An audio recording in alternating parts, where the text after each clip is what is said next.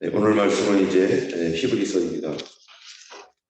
히브리서는 그 누가 기록했는지 정확하게 알지 못하는데요.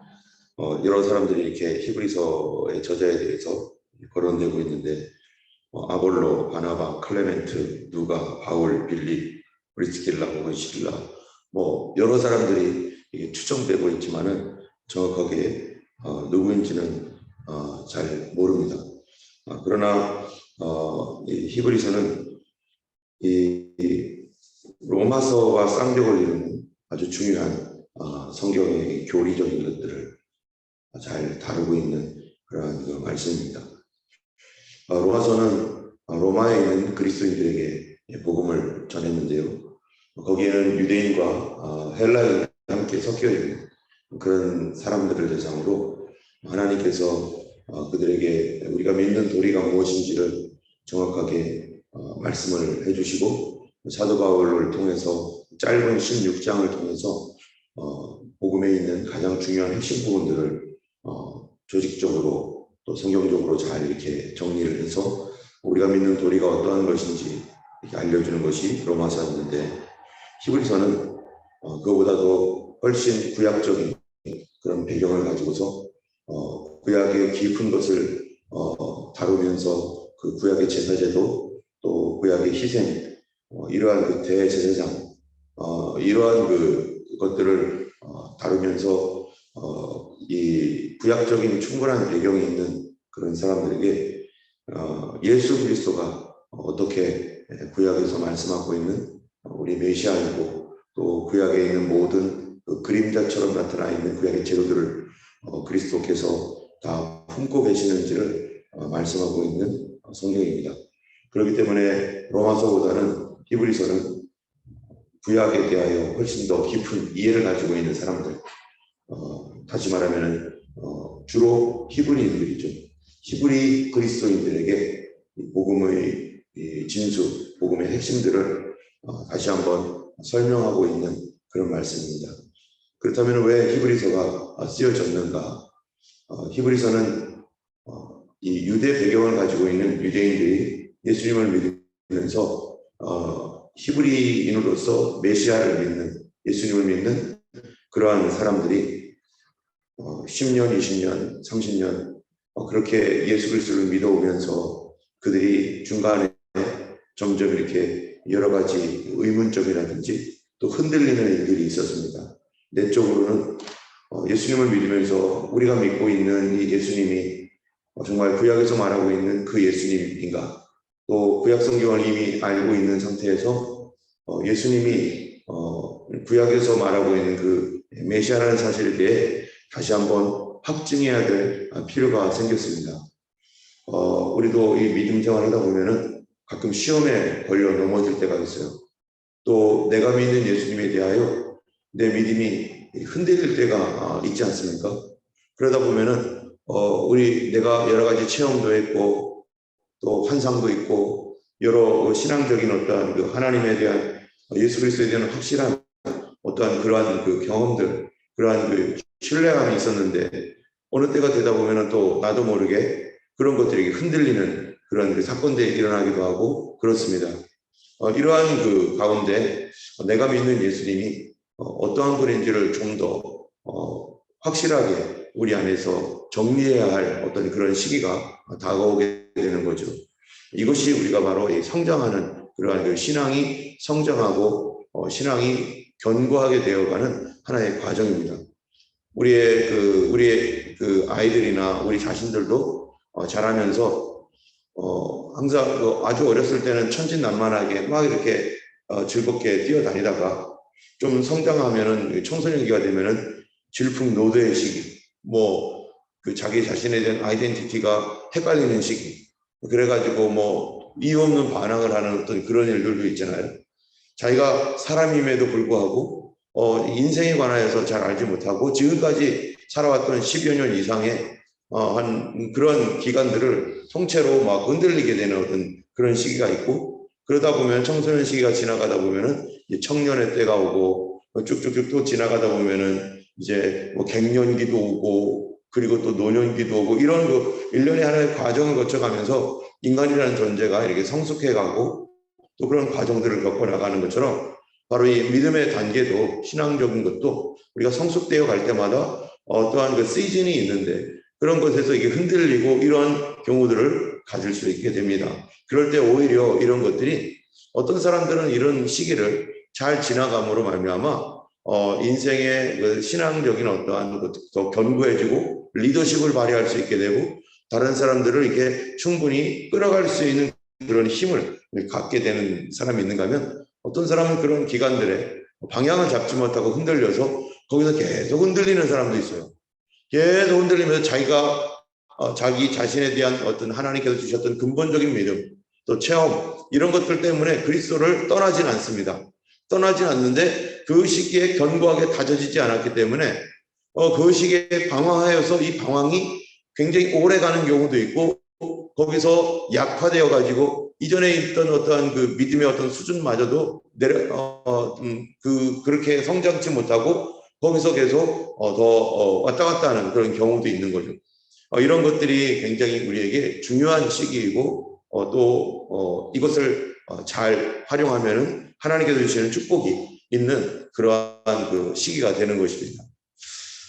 이러한 그 내적인 갈등은 누구나 겪게 되어 있는데 이런 것들을 잘 이기고 극복하도록 하기 위해서 우리가 믿는 믿음의 도리, 구약 성경을 바탕으로 해서 히브리서가 쓰여져서 우리 안에 그것이 우리가 믿었던 예수님, 알고 있는 성경 말씀을 더 견고하게 하고 공고히 하는 그러한 더 심화된 복음에 대한 내용들을 다루고 있는 것이죠.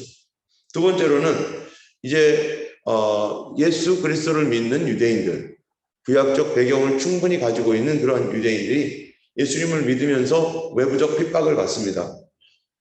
첫 번째로는 유대교로부터 핍박을 받았죠. 우리가 알고 있는 대로 사도행전에 보면은 예루살렘에 핍박이 일어나서 많은 사람들이 믿음 때문에 자기가 살던 고향, 자기가 가지고 있었던 잡을 내려놓고 오직 믿음 때문에 고난을 받아서 다른 곳으로 이주할 수밖에 없는 그러한 그 상황이 되어버립니다. 그때도 믿음으로 견고히 서서 굳게 잡았는데 또 이방 세계에 살다 보면은 또 이방인들 중에서 교회를 핍박하거나 또 네로 황제 당시에 많은 그리스도인들이 핍박을 받고 로마에 있던 많은 사람들이 핍박을 받았습니다. 그 이후에 어떤 시기가 되면 또 이제 이 핍박이 점점 번져서 로마에 국한된 게 아니라 로마 제국 전역에까지 이렇게 핍박이 오는 그러한 그 경우도 있었죠. 아직까지는 그런 경우는 아니었지만 어쨌든 주변에 있는 어떤 분위기는 교회를 핍박하고 믿지 아니하는 사람들이 이방인들이 교회에 대하여 좋지 않은 어떤 그 감정을 가지고 이렇게 사단의 역할을 하고 있는 그러한 그 핍박의 시간. 우리가 데살로니가전서 후서를 보면은 데살로니가 교회가 자기의 동족들에게 많은 핍박을 받으면서 그래도 믿음으로 서 있고 견뎠던 것처럼 유대인들 신앙도 마찬가지였던 것이죠. 그러다 보니까 우리가 믿는 이 신앙이 내가 이렇게 지켜야 될 필요가 있는 건가? 내가 정말 이렇게 살아야 되는 건가? 라고 하는 그런 그 고민에 빠진 경우가 있는 것이죠. 우리가 예수를 믿지 않는 가정에서 예수 믿게 된 그런 그 남편이나 아내나 자녀들 믿지 아니하는 그런 분위기 속에서 살다가 핍박을 받을 때 그 핍박을 견뎌내기 위해서는 정말 예수 그리스도를 견고하게 붙들고 주님께서 주신 그 말씀에 굳게 서지 않으면 이거를 뚫고 나가는 것이 굉장히 어려울 수도 있습니다. 그런데 이런 핍박 가운데 어려움이 올 때 맨 처음 어려움이 올 때 어떻게 반응했느냐가 대단히 중요해요. 이 처음 내가 예수 믿고 이제 믿음으로 살려고 하는데 핍박이 이제 딱 올 때 첫 번째 핍박, 첫 번째 어려움 그것을 내가 뚫고 나가기로 결정하고 내가 믿는 믿음에 대해서 뒤로 물러나지 않으면 그 다음 오는 여러 가지 어려움들도 그를 뚫고 나갑니다. 그런데 이 체험이 아무리 많아도 내가 믿는 그 믿음에 대하여 나를 흔들고 나를 밀쳐버리려고 하는 그 핍박이 가족으로부터 오건 아니면 뭐 외부로부터 오건 올 때 내가 이거를 타협을 하고 한 발짝 물러나서 거기에 타협하면요. 두 번, 세 번, 네 번째 계속해서 뒤로 물러가고 하다 보면은 내가 믿는 예수님은 분명한데 내가 하고 있는 행동은 예수님을 부정하고 있는 행동을 하고 있고 하나님께서 우리를 견고하게 지키게 하시는 어떤 그런 일들을 우리가 붙잡지 못함으로 말미암아 여기서 방황하고 흔들릴 수밖에 없는 경우가 대단히 많습니다. 그중에 첫 번째 시험이 뭡니까? 주일 성수입니다. 주일 성수를 온전하게 못하게 해버리기만 하면은 사람들은 거기서 계속 물러날 수밖에 없기 때문에 가장 첫 번째 핍박이 언제든지 대부분 주일 성수를 통해서 와요. 예배 오늘은 예배 가지 말아라. 오늘은 예배 늦게 예배 나 다른 곳으로 갈 수도 있지 않느냐 하면서 예배에 대하여 타협하게 만들어 버리면은 그러면은 그 다음에는 이것이 쉽게 내 안에서 이미 무너져 버렸기 때문에 그 다음에는 예배에 대하여 쉽게 생각을 해버립니다. 그래서 내 영혼이 그것을 다시 붙들려면은 많은 그 노력과 많은 어려움들을 겪게 되고 성도들의 가장 첫 번째 방어막이 뭐냐면은 예배예요. 근데 첫 번째 사단의 타격점도 어디냐? 예배입니다. 어디 예배요? 주일 예배. 주일 예배이고 그 다음이 주일 예배가 이게 어느 정도 이게 정착이 되면은 다른 예배들. 항상 예배를 통해서 사단이 역사하죠. 나는 이러이러해서 오늘 예배를 못 나가. 이러이러한 경우는 예배를 미룰 수도 있어. 이러이러하기 때문에 예배는 오늘 쉴 거야. 이러한 사단의 역사들. 이런 것들을 포기하게 되면은 그 다음 한번 뒤로 물러나게 되면은 그거를 다시 앞으로 가기가 보통 어려운 게 아닙니다. 때문에 처음부터 어려움이 올 때 어려움은 언제 옵니까? 이 초신자 때 오죠. 초신자 때 처음 어려움이 올 때 그것을 물러났을 경우에는 이것을 다시 회복하는 것이 이미 내 마음에서 무너졌기 때문에 이것을 다시 굳게 잡으려면 뭐가 돼야 돼요? 다시 말씀으로 굳게 돌아오고 말씀의 절대성을 지켜야 됩니다. 오늘날 이 상대적인 세상 속에서 하나님 말씀을 절대적으로 지키는 이 훈련이 되어 있지 않으면 마지막 시대에 정말로 핍박이 있다, 뭐 이렇게 할 때 우리가 어떻게 지키겠어요? 첫 번째로 빠지게 될 게 뭐예요? 11조부터 빠지는 게 아닙니다. 예배부터 당장 빠집니다. 말씀부터 빠지게 되고 기도부터 빠지게 됩니다. 지금 히브리서는 바로 이 믿음으로 견고하게 지켜나가면서 이렇게 가왔던 사람들이 핍박을 통해서 주일 안식일로 다시 돌아갈 것이냐 아니면 주일을 지킬 것이냐 하나님 앞에 예수 그리스도의 복음의 메시지를 굳게 붙잡고 앞으로 나아가는 데 있어서 정말로 그들이 겪고 있는 여러 가지 당면한 또 다른 핍박 이전에도 핍박을 겪었는데 또 다시 오는 이 핍박 가운데 우리가 믿는 믿음을 더 견고하고 굳게 붙들도록 히브리서가 더 깊은 신앙, 더 믿음의 연륜이 있고 하나님 앞에 지금까지 믿음으로 살았던 그러한 사람들에게 더 깊은 믿음으로 나아가도록 우리를 붙들고 있는 그런 말씀인 것이죠. 자, 1장 1절부터 오늘 말씀은 1절부터 14절까지인데요. 예수님은 누구이신가? 무엇을 하고 계시는가? 라고 하는 부분에 대하여 간단하게 말하면은 예수님은 하나님은 첫 번째로 말씀하시는 하나님인데 이 과거에는 선지자들을 통해서 우리에게 말씀하셨지만 오늘날에는 예수 그리스도를 통해서 말씀하셨고 그리고 예수님이 부활 승천한 뒤에는 또 어떻게 하나님은 말씀하시고 계십니까? 사도행전을 보면요 성령을 통해서 계속해서 우리 안에서 말씀하고 계시다. 그 예수님은 지금 그 어디 계시는가? 성령님은 이제 그리스도를 통해서 성령님이 이 땅에 오셔서 모든 신자들의 마음 가운데 그 성령의 역사로 말미암아 그들이 예수 그리스도를 굳게 붙들고 지금까지 따라가게 하시는데 그러면 예수님은 어디 계시는가? 라고 하는 그 내용을 히브리서 1장 3절에 말하고 있죠. 예수님은 지금 어디 계시나요? 하나님 우편에 계시다. 하나님 우편에서 하나님과 함께 이 땅을 뭐하는 거예요? 통치하고 있는 그 예수님이라는 것입니다. 그런데 그 예수님은 이 하늘 우편에 계신 예수님은 그러면은 우리 이 어떠한 정체성을 가지고 계신 분인가? 우리 인간의 눈으로 볼 때 첫 번째로는 오늘 이 4절부터 마지막 절까지는 계속 누구와 비교를 하고 있냐면은 예수님과 천사를 비교하고 있습니다. 예수님은 천사보다 우월하시고 뛰어난 분이시다. 그래서 4절에 보면은 그가 천사보다 훨씬 뛰어남은 그들보다 더욱 아름다운 이름을 기업으로 얻으시니. 여러분, 예수님이 어떤 이름을 기업으로 얻으셨어요? 그들보다, 천사들보다 예수님이 뛰어나다고 말하는데, 그러면은 이 사람들이 뭐를 헷갈려 하는 거예요? 예수님이 천사로 오신 거 아니야? 뭐 이렇게 생각하는 사람도 있는 거였었어요. 근데 예수님이 천사보다 뛰어남은 아름다운 이름을 얻었다. 기업으로 얻었다. 자, 이 얘기는 예수님이 가지고 있는 그 이름이 얻었다라는 거예요. 얻었다. 이전에는 없었는데 그 이름을 얻었다. 어떻게 얻었느냐? 아름다운 이름을 기업으로 얻었다. 앞으로 예수 그리스도를 우리가 영원히 기억할 이름은 바로 이 이름인데 그를 얻었다. 예수님은 어떤 이름입니까? 예수님이 누구라는 겁니까? 메시아라는 거죠. 메시아라는 이름은 구약 성경에서는 메시아가 올 것이다 라고 했습니다. 그럼 메시아가 와서 예수님이 오셔서 그 메시아직을 수행하셔야 되는데 그 메시아직을 온전하게 이루신 분이 누구예요? 예수님이죠. 그렇다면 메시아가 하신 일이 뭡니까?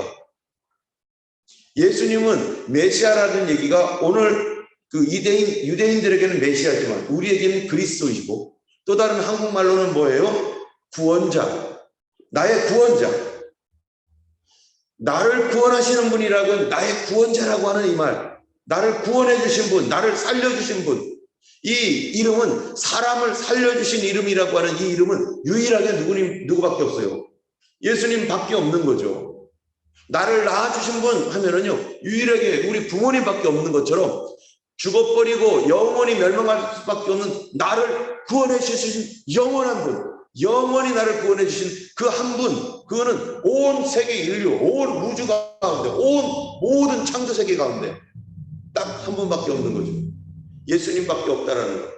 그 예수님은 천사들보다 뛰어난 이유는 더욱 아름다운 이름을 기업으로 얻었는데 그 첫 번째는 뭐냐면 예수 그리스도를 가리켜서 너는 내 아들이라. 오늘날 내가 너를 낳았도다 하는 하나님의 아들이시다라고 하는 그 전혀 다른 존재가 다른 하나님이시다라고 하는 그 이름을 얻으신 분이 예수님인 것입니다. 근데 그 예수님이 하나님의 아들이시다라고 하는 그 명칭, 그 하나님이시다라고 하는 그 명칭은 우리가 입장에서 볼 때 그분이 어떠했기 때문에 그 하나님의 아들이라는 것이 증명이 되는 겁니까? 그리고 그분이 천사와는 근본적으로 다른 바로 하나님이시라는 것이 어떻게 증명이 됩니까? 그리고 그가 아름다운 이름을 기업으로 얻었는데 그 기업으로 얻은 예수님, 바로 우리의 영원한 구원자, 유일한 구원자라고 하는 것이 어떻게 얻게 된 이름입니까? 바로 예수님이 십자가 지시고 누가 우리를 위해 십자가를 졌는가? 천사 중 어떤 천사가 나를 위하여 십자가 질 수 있는가?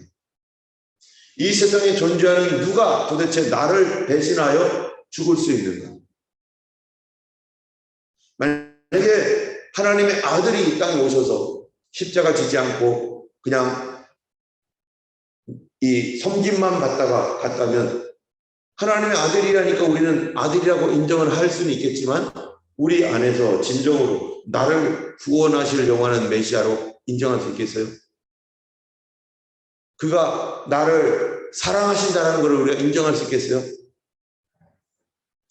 어떤 사람이 우리에게 와가지고 우리 집에 와서 열심히 밥 먹고 이렇게 놀다가 그분이 훌륭한 분이라고 말하니까 어떤 대통령의 아들이든지 누구라고 하니까 그러시냐고, 그 정도까지죠. 그러시냐고. 근데 나의 죽어가는 내 인생을 고쳐주지 않는 그분이 나를 사랑한다라고 말할 수 없죠. 그냥 아는 사이죠. 안녕하세요, 이 정도. 그런데 하나님의 아들이 얻은 기업의 이름, 나의 구원자, 나의 유일한 영원한 구원자라는 이 이름은 그가 나를 위하여 십자가 달려 죽으신, 희생하셨기 때문에 그 이름을 얻을 수 있게 된 것입니다. 오직 예수님만이, 어떤 천사도 할 수 없는 오직 예수님만이 나를 위해 죽으심. 여러분 한번 생각해 보세요.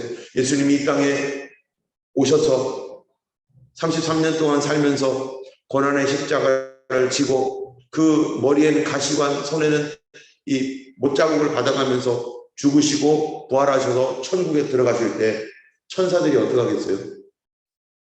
하나님이 어떻게 예수님을 맞이했을까? 어떻게 맞이했겠어요? 여기 보면은 6절에 보세요. 또 그가 마다들을 이끌어 세상에 다시 들어오게 하실 때 하나님의 모든 천사들은 그에게 경배할지어다 말씀하시며, 천사들에게 하나님께서 그에게 경배하라 라고 할 때 천사들도 알고 있죠. 예수님이 어떤 일을 하셨는지. 그 이 땅의 고난과 모든 우리를 살리기 위한 모든 일을 예수님 하기 위하여 내려가셨을 때, 이 땅으로 고난받으러 내려가셨을 때도 천사들이 어떻게 했겠어요? 예수님에 대하여 나 같으면 못해. 나 같으면 못해. 근데 하나님의 아들이 그렇게 하겠다고 내려가는 그 사랑을 볼 때 그들이 경배할 뿐만 아니라 이 땅에서 예수님이 그 고난의 십자가를 다 지고 죽으시고, 그리고 그것도 기꺼이 죽으시고, 그리고 죽으셨다가 부활하셔서 이제는 승천하여 올라갈 때 하늘에 있는 천사들이 예수님께 어떻게 해야 되겠어요? 아, 잘하셨네요. 이 정도로 끝내겠습니까? 무릎 꿇고 아마 그 예수님이 하신 그 일에 대하여 중심으로, 진심으로 예수님께 대하여 경배하며 엎드리며, 예수님은 왕이십니다. 예수님은 하나님이십니다. 예수님은 우리 천사들도 감당할 수 없는, 하나님만 하실 수 있는 그 하나님의 아들로서 그 일을 완성하시고 오셨습니다. 사람들을 구원하신 예수님, 그 예수님 밖에는 인간의 구원자가 없습니다 하면서 모든 천사들도 그 예수님이 부활하여 올라오실 때 박수치며 엎드려 경배하며, 그들도 중심으로, 이 땅에 오시기 전까지 천사들은 하나님의 아들이라는 걸 알았지만 그분이 어느 정도인지는 아마 그들도 보지 못했을 겁니다. 어떠한 분인지는 그들이 직접 예수님의 그 하시는 일들을 보고 나서야 더 하나님이 누구이신지, 하나님의 아들은 어떤 분인지 알게 되었던 거죠. 때문에 히브리서에서요, 바로 예수님, 천사와는 비교할 수 없는 하나님의 아들이시다. 우리가 하나님 나라에 갈 때, 주님이 오실 때 우리는 어떻게 할 것인가? 그 예수님이 하신 그 일들을 우린 직접 보진 않았어요. 믿음으로 봤습니다. 믿음으로 그걸 받음으로 우리가 하나님 자녀가 되었는데, 그런데 정말 주님께서 행하셨던 그 일들을 우리가 나중에 주님의 그 모습과 하셨던 것들을 우리가 정말로 직접 보게 된다고 할 때 우리는 그 하나님 나라에서 어떻게 하겠습니까? 예수님께 영원히 경배하며 영원히 나를 위해서 행하셨던 그 일에 대하여 주는 나의 구원자이십니다. 이 땅에서보다 오히려 천국에서 더 깊이 주님을 경배하고 찬양하고 찬양 안 할 수 없을 겁니다. 이 땅에서는 우리가 몸 때문에 정말 막 그냥 싸우면서 찬양하지 뭐, 정말로 하나님 나라에서는 그 예수님의 은혜에 감격하여 영원토록 예수님을 찬송하며 기뻐하며 감사할 것입니다. 이 시간 오늘 그 예수님께 감사하면서 나를 구원해 주신 그 은혜, 주님 내 안에 변치 않게 해주시고 영원토록 이 하나님의 사랑, 하나님 굳게 붙드는 저희들 되게 하여 주옵소서. 변치 않는 주님의 사랑과 거룩한 구원의 공로로 다시 시간 우리 찬양 1절과 마지막 절 부르며 같이 기도했으면 좋겠습니다. 우리 찬송가 여러분